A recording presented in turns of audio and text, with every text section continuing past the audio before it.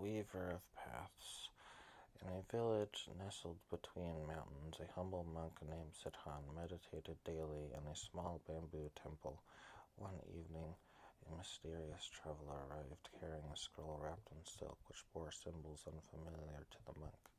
The traveler introduced himself as Ishmael, a seeker from a distant lands where many paths of faith converged. As they sat under a banyan tree, Ishmael unrolled the scroll, revealing what he called the Scroll of Unity. It was said to be a sacred text prophesied long ago, one that would blend the wisdom of the three great traditions, the teachings of the Buddha, the messages of Jesus, and the revelations of Muhammad. This text, Ishmael claimed, was meant to guide all beings toward peace in a world torn by division. Siddhan listened with curiosity, but responded, "Tell me, Ishmael, if this scroll contains such truths, why then does it need to combine the wisdom of many? The Buddha once said, the wise ones fashion speech with their thought, sifting it as grain is sifted through a sieve. Does the pure essence of truth not stand on its own?"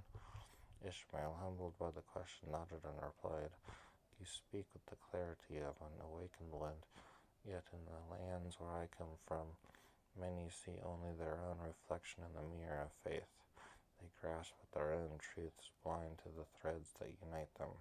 This scroll is like a loom, weaving the strands of understanding into one fabric." Siddhan thought for a moment, and then shared a parable.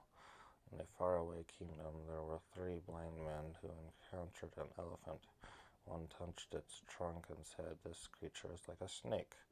Another felt its leg and said, "No, it is like a tree." The third touched its side and declared, "It is like a wall." Each held part of the truth, yet none could see the whole. Pausing, he continued, "Just as those blind men are limited by their perspective, so too are we if we cling to one view alone. The Buddha taught that the mind must be open, free from attachment. In this way, the truths of many paths can be realized." Ishmael, moved by the monk's words, said, "Perhaps this scroll is not about uniting faiths in a new doctrine, but in helping others realize they all touch the same elephant. It is not a new truth, but a mirror for those who struggle to see beyond their own reflection." The monk smiled softly. "Indeed, wisdom comes not from the words alone, but from the understanding that arises within the heart. The Buddha's teachings are not bound by form. They are like the wind, felt but unseen."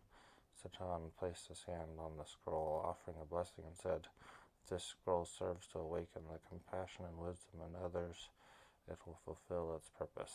But remember, the path to enlightenment lies not in doctrines or texts, but in the practice of loving kindness and the deep understanding of impermanence." Ishmael nodded in gratitude, realizing that the prophecy was less about the scroll itself and more about the unity it symbolized. As he departed, he left the scroll with Siddhan, who placed it beside a simple statue of the Buddha, a reminder that all paths, though different, lead to the same peace.